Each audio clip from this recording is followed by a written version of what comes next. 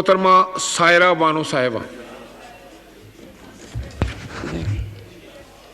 शुक्रिया जनाब speaker.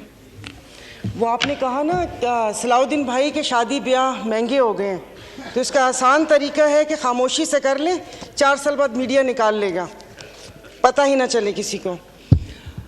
Speaker साहब, कल तो आए इसाक साहब और एक बम गिराकर चले गए, तो उनको वो रुके भी नहीं, आपने मुझे वक्त भी नहीं दिया। उनको तो मुबारकबाद पेश करनी थी यहाँ आने पर कि 4 साल कैदो बंद की सऊबतें उठाईं और उसके बाद वो आए और यहाँ पर हमें भले बम ही गिराया मगर अपना चेहरा दिखा दिया।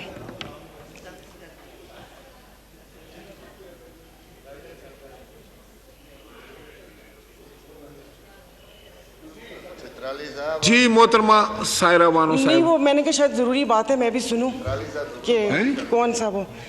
तो जनाब स्पीकर, इधर जिससे भी पूछा उन्होंने कहा कि भाई ये जो IMF से मुआहदा हुआ है ये मुल्क के लिए बहुत ज़रूरी है और ये है वो है, तो मैंने भी कोई तनकीद नहीं करनी थी। अब ज़ाहिर है पाकिस्तान को डिफ़ॉल्ट होता तो नहीं देख सकते, हालांकि गो कि इसमें मेरा कोई हिस्सा नहीं है, तो लेकिन मैंने सिर्फ वज़ीर ख़जाना साहब को एक रिक्वेस्ट करनी थी कि 15 और 25 वाले को तो छोड़ें, मुझे एक 50,000 वाले का बजट बनाकर दिखा दें।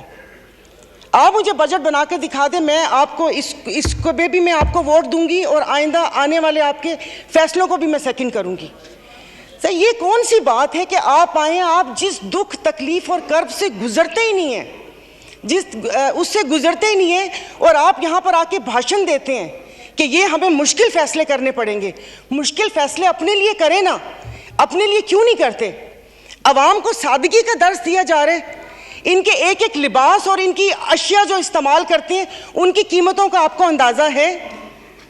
डेली एक फ़ोटो शूट आता था, 15 लाख रुपए का कोट, 10 लाख का जूता, 15 लाख का स्कार्फ। ये एक पाकिस्तान जो डिफ़ॉल्ट हो रहा है, वेंटिलेटर पर है, उसकी आवाम को ये मजाक, एक तस्वीर ट्विटर पर डेली शेयर होती थी।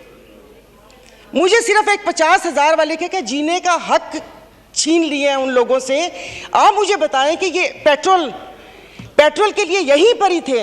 मेरी एक और आपसे रिक्वेस्ट है कि कोई ऐसा रूल है कि जो हुकूमत है वो यहीं बैठी रहे और अपोजिशन के वो बेंच हो जाए, क्योंकि मेरे ख्याल में इन बेंचेस में, इन चेयर्स में कोई प्रॉब्लम है कि यहाँ पर बैठने वाला बोलता है और वहाँ पर जाकर सुम्मुन बुकमुन उम्यून बन जाते हैं ये लोग, इनकी ज़ुबान नहीं चलती।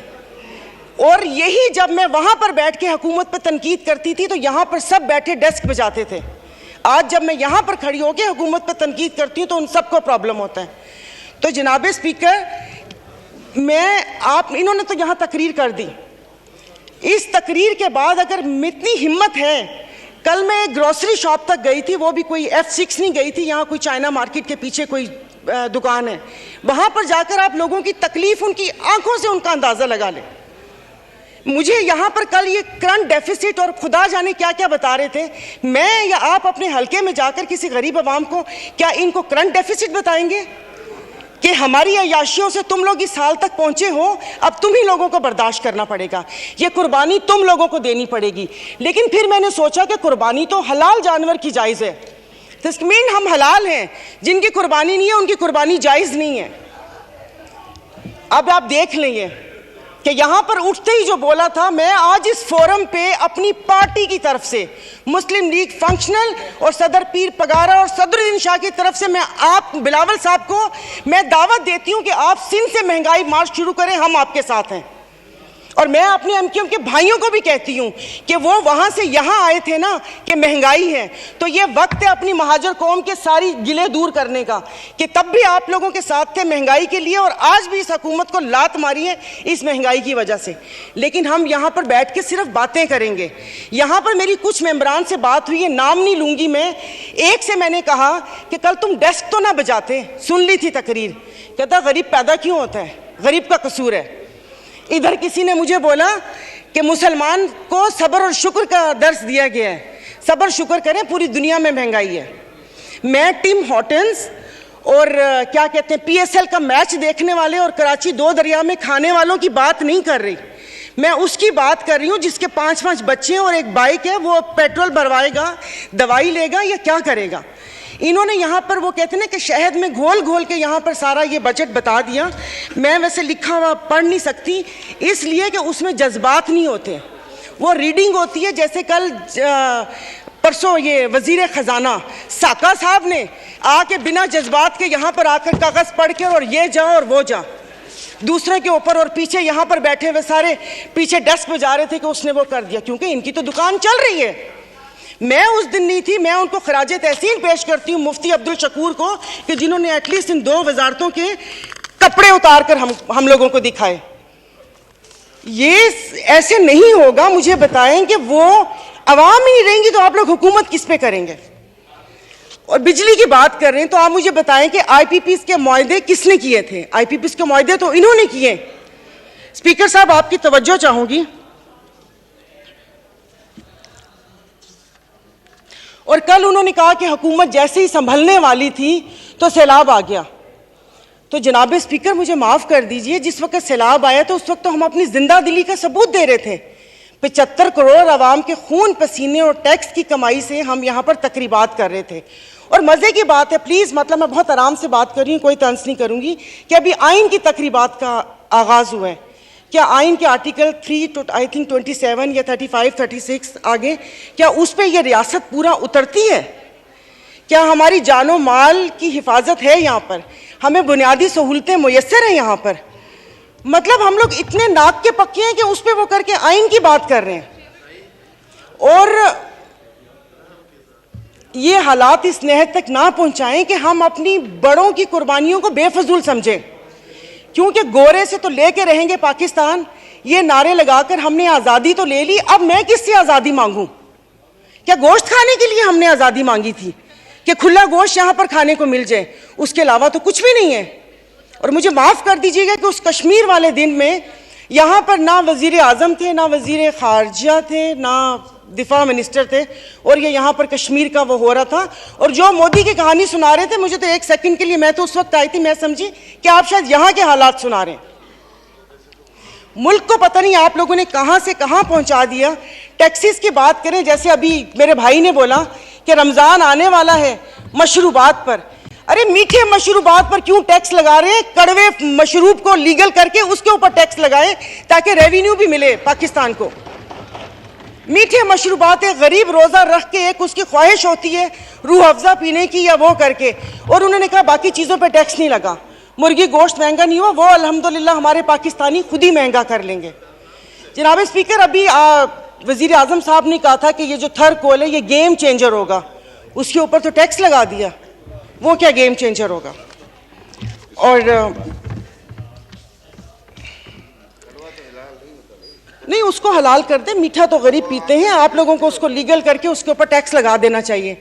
तो जनाब स्पीकर, ये सब बैठ के इसके मसले को, मेरी बात सुनिए मोहतरमा, मैं एक तवज्जो आपकी दिलाना चाहता हूँ कि सेनेट की तरफ से फाइनेंस सप्लीमेंट्री बिल पर सिफारिशात मौसूल हो चुकी हैं, जिनकी कापियाँ आपको मुहैया कर दी गई हैं, लिहाजा आप उन पर भी बहस करना चाहें तो कर सकती हैं।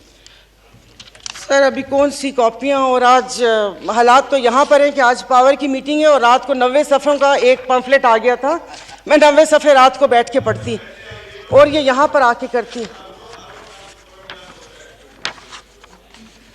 जनाब स्पीकर, ये ऐसी बात करते हैं यहाँ पर। अब मैं, सायरा बानो नाम है, एक्टिंग भी बहुत अच्छी करती हूँ।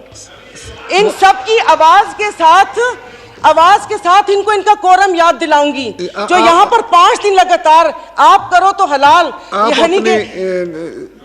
अपनी तकरीर जारी रखिए, आप अपनी तकरीर। तो ये यहाँ पर जनाब स्पीकर, इनको no cross talk please. Honourable मेंबरान ने एक दूसरे से क्रॉस टॉक नहीं कर सकते किसी सूरत में। फर्क नहीं पड़ता ना, दिल दुखा हुआ हो तो तब ना। मैं आपको अपना शहदादपुर में 2 हफ्ते पहले, 1 हफ्ते में 4 खुदकुशी हुई है, और मैं इस ऐवान के सामने कहती हूँ कि ठीक है, मेरे हस्बैंड वेल ऑफ हैं, बट मैं एक मिडिल क्लास फैमिली से हूँ। मेरे भाई ने परसों मुझे मैसेज किया और उसने बोला कि दुआ करोगे मैं मर जाऊं। और वो सिर्फ एक मेरा भाई नहीं है, मैं पूरे अपने जो भाई जिनका राब्ता मुझसे नहीं है, मैं उनकी मैं बात कर रही हूँ। जनाब स्पीकर, कल मैं गई थी, वो जिस बंदे ने 4 टमाटर और 4 आलू लेकर 400 उसके पास नहीं तो उसने पर्स निकाला, मैं शर्म से गड़ के मर गई।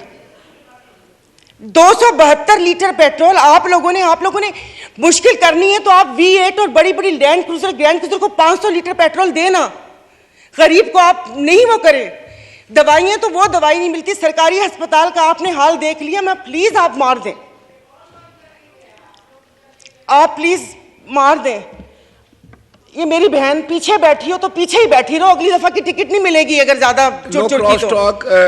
ऑनरेबल स्पीकर, मतलब इनके दिमाग मिली नहीं उन लोगों से, इनके भूसा भरा हुआ दिमाग में। ऑनरेबल मेंबर, आप मुझे एड्रेस करें। और नहीं सर, ये ऐसे बोलती कोई काम है नहीं, पार्टी में कोई पूछता है नहीं, और यहाँ पर आके सिर्फ ये 4 अल्फाज बोल के और उसको वो कोशिश करती है कि हमने भी उंगली कटवा के शहीदों में नाम लिखवाया है। मतलब ये कौन लोग हैं? आप जारी रखें। तो आप मुझे बताइए, अशराफिया तो चली जाएगी यहाँ से, तो हम बदमाशियों को मार देना कि इस मुश्किल हालात में भी जीने की ख्वाहिश रखते हैं, ये बदमाशी नहीं है तो और क्या है?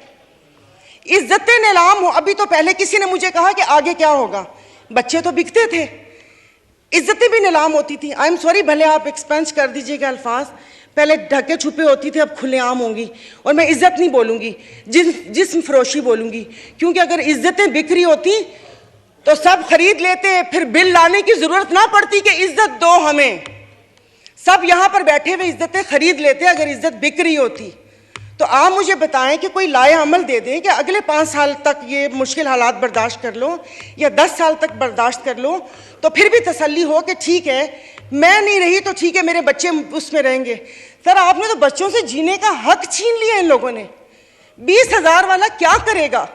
और इंसाफ की आप बात करते हैं, मैं तो अदालतों वाली इंसाफ या उस चीज़ की अभी वहाँ तक तो मैं गई नहीं। आप ये चीज़ों को देख लें, यानी कि मेरी अगर आमदन 10 लाख रुपए महीना आता है, मैं भी वही मुर्गी खरीद रही हूँ 800 रुपये किलो, और मेरा ड्राइवर बच्चल जिसकी 30,000 रुपये तनख्वाह है वो भी 800 खरीद रहे हैं। वो दूध 200 रुपये किलो मैं भी ले रही हूँ, 200 किलो वो भी ले रहे हैं। मैं घर में अब ग्रॉसरी नहीं लाती, इसलिए कि मुझे शर्म आती है कि वो ड्राइवर बावर्ची उठाएगा तो उसके दिल में क्या होगा कि ये थैले भरे आ रहे हैं और उसके घर में खाने को है या नहीं है। 2-2 किलो की चीज़ मंगवा लेती हूँ कि जाओ बेटा सामने से लेकर आ जाओ। तो आप मुझे बताएं, मतलब थोड़ा सा जीने का हक दे दे, खुदा पाक को जाके जवाब देना। यहाँ पर आप आयतें पढ़ाते हैं, आयतें पर्दा कर चुकी हैं, आयतें पर्दा कर चुकी हैं। अभी ये कहते हैं वो तकरी ना, ये इनको शर्म नहीं आती, रात के अंधेरे में पेट्रोल का पंप गिराते हैं, तो वो भी जरूर रात के अंधेरे में पेट्रोल का पंप गिराते हैं। मुझे तो समझ नहीं आ रही थी, चश्मा नहीं था, मैंने कहा ये क्या हो गया, शायद मैं रात को रोई हूँ, अल्लाह पाक ने मेरी दुआ सुन ली। पता चला वो पिछले थे मैसेजेस ना, जब वो यहाँ पर बैठा करते थे। अब सब कुछ जायज़ है, सब कुछ हलाल है। यहाँ पर बहुत तुर्की हमारे भाई हैं, और शुक्र अल्हम्दुलिल्लाह शाम का नाम भी लिया, क्योंकि पहले 1 हफ्ता तो उस बेचारे का नाम ही नहीं था। फिर जब इंटरनेशनल मीडिया ने डालना शुरू किया तो हमने भी शाम बोलना शुरू कर दिया। हमारे भाई हैं, हमारे मुश्किल वक्त में खड़े होते हैं, दिलो जान से मदद करनी चाहिए।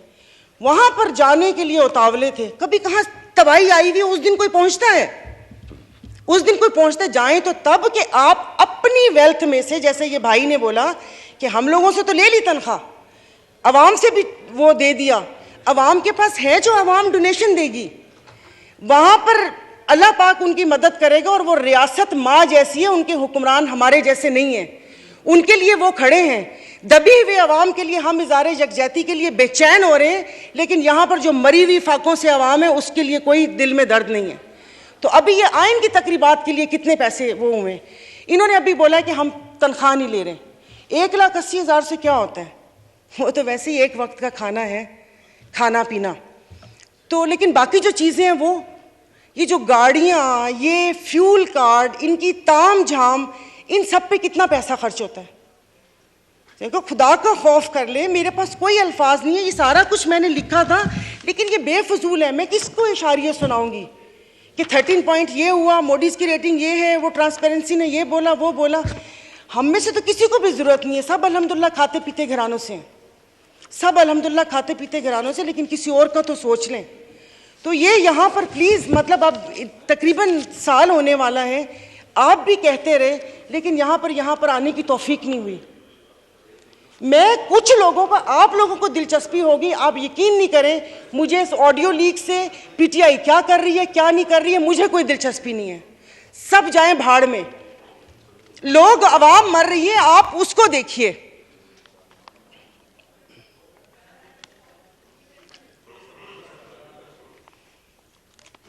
तो खुद ही कह लेते इनसे सिफारिश क्यों करवाई। मोहतरमा कंक्लूड कीजिए, वाइंड अप कर ले।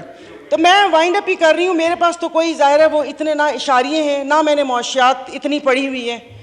कॉलेज नहीं था वो, ऐसे ही वो कॉलेज था, साइंस कॉलेज नहीं था, आर्ट्स कॉलेज था, समझ भी नहीं आती थी। मुआशियात एग्जाम था, 30 नंबर थे, 3 ग्रेस मार्क मिले थे, 33 नंबर हैं मुआशियात के। और एक ही याद है कि इंसान मौशी जानवर है, लेकिन घर का किचन चलाती हूँ, घरेलू औरत हूँ, तो मुझे पता है कि ये सब, आई एम सॉरी, ये सब बकवास है ये जो बता रहे हैं। इससे ये होगा, इससे वो होगा, इससे ये होगा, इससे वो होगा। जिस वक्त खाना बनाने या किचन में खड़े ना, उस वक्त आटे दाल का भाव पता चलता है। शुक्रिया, बहुत मेहरबानी।